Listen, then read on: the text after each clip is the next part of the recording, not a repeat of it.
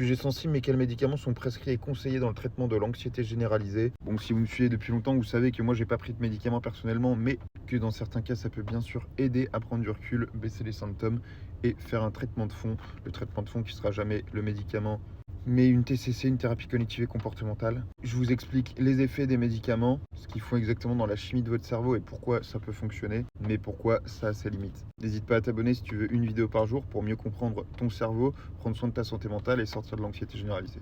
Deux classes de médicaments prescrits dans l'anxiété généralisée. La première, c'est un traitement longue durée, parfois appelé traitement de fond, mais moi j'aime vraiment pas ce terme, mais bon, on va dire un traitement longue durée qui a pour but de réguler votre humeur, de vous donner une meilleure humeur pour prendre de la distance sur vos TOC, sur votre anxiété, baisser les symptômes sur la durée.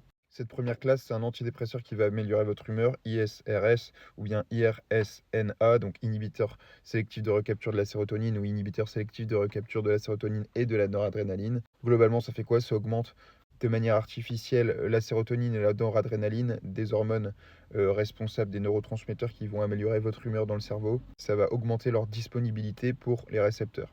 Pour la faire courte, la sérotonine ne se fera pas recapturer par la synapse, donc elle restera près du récepteur et elle se fera capter en boucle par votre cerveau, donc ça améliore votre humeur. Ça prend 2 à 4 semaines à faire effet une fois que vous avez commencé le traitement. TOC, anxiété généralisée, troubles de panique, ça va permettre d'améliorer votre humeur et du coup de prendre du recul sur ça et de baisser votre anxiété. Il faut trouver la bonne molécule, ça fonctionne pas toujours. Des fois, il faut en tester plusieurs. Bon, voilà. Parmi les plus tenus, là, il y a la paroxétine, la sertraline, la fluoxétine. Donc ça, c'est un traitement longue durée pour améliorer votre humeur. Le deuxième type de médicament qui est parfois prescrit dans l'anxiété généralisée, c'est l'anxiolytique à effet rapide, un benzodiazépine, qui va faire quoi? Eh bien, qui va ralentir l'activité nerveuse dans votre cerveau, qui va vous relâcher en libérant du GABA.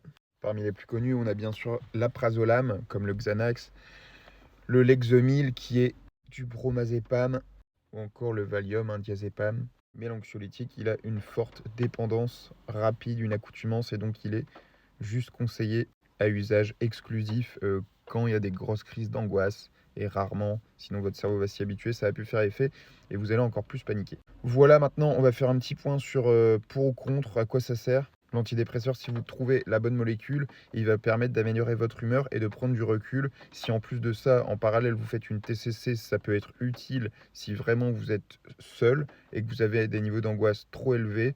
Ça peut vous aider à faire face, à continuer à vivre au quotidien et à travailler sur vous, sur votre cognition.